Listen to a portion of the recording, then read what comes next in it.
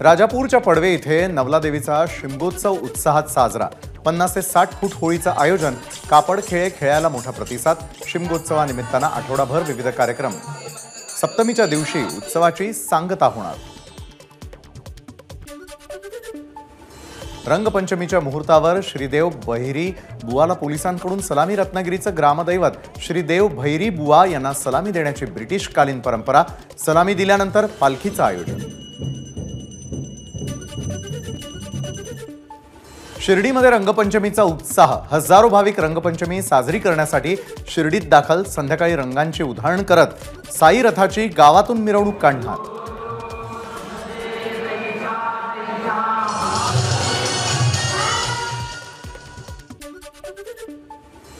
पंढरपुरात रंगपंचमीची धूम।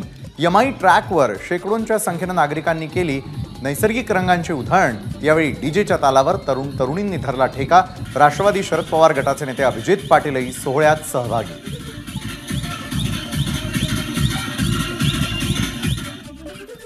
तुळजाभवानीच्या मंदिरात रंगपंचमी मोठ्या उत्साहात साजरी।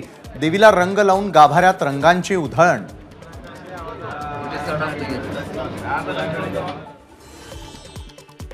खंडेरायाचा जेजुरी गड आणि कडेपठार गडावरील मंदिरात रंगपंचमी साजरी। दोन्ही गडांवरील मंदिरांमध्ये विविध रंगांचं पंचामृत तयार करून देवाला रंगांचा अभिषेक। मूर्ती आणि शिवलिंगाला रंग लावून धार्मिक वातावरणात रंगपंचमी साजरी। एबीपी माझा, उघडा डोळे बघा नीट।